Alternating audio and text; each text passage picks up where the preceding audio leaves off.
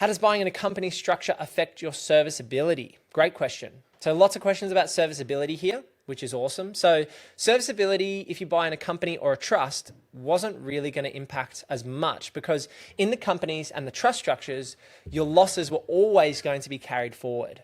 So as far as, the last decade, last multiple decades, if you bought in any of those structures and you made losses, you never got negative gearing anyway. And so if you weren't getting negative gearing, the banks were factoring that into your servicing. So what that means is if you're buying in a company or a trust structure, which I wouldn't suggest based on the 30% proposed tax, you're probably going to buy in a company structure moving forward. Under that assumption, the negative gearing is not included anyway. And so the banks will have run the same calculations if you're going to buy in a company structure pre the changes. And so post the changes, the calculations will largely be the same. It's really only those personal name purchases where you were trying to get some negative gearing. When you're building a portfolio, a lot of Australians would have been negatively geared, myself included. There's been lots of years where I've been 20 grand, 30 grand, up to 60, 70 grand negatively geared, depending on the financial year. And so I've used the benefits as building out the portfolio, but now I'm going to balance which assets I'm claiming the negative gearing on and which assets I'm looking to balance towards neutral and positive gearing. Thanks for hosting, Luke. No worries.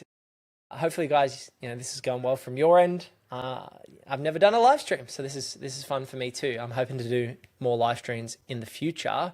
So Kevin asked, just to clarify, if I have my owner OC since 2025, can I still turn my property into an investment property?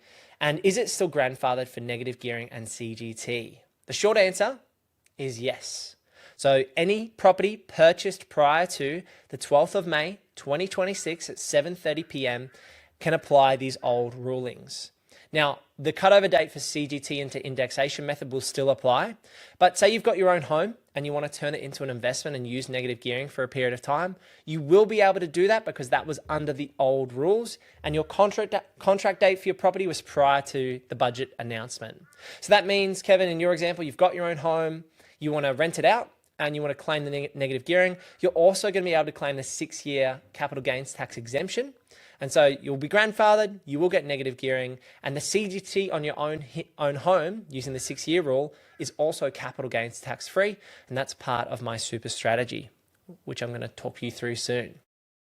Hey Luke, great info, appreciated. So did I make a mistake purchasing in a trust? How will this affect me? What should I do?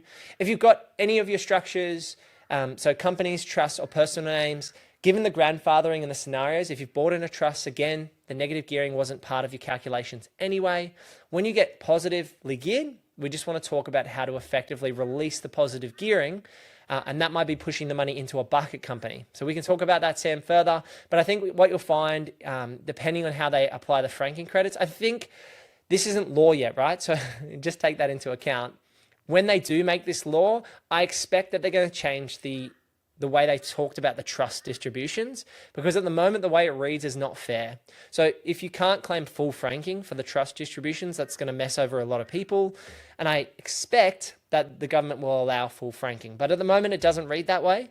But Sam, you could potentially send the money into a bucket company. You could potentially send the money into your personal name. We could talk about how that is effective. So no reason to panic, and that's what I'm saying to everyone on these changes. I've had a lot of phone calls the last 48 hours, as you could imagine, a lot of content to make for YouTube, hence why we're doing a live stream as well.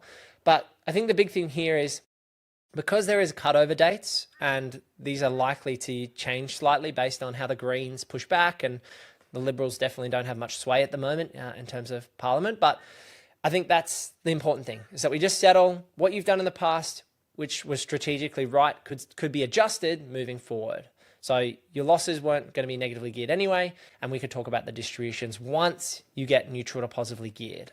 What do I expect to happen to rents? I expect rents to go up $10 to $40 a week. I expect that it's going to way outpace what the government is talking about here.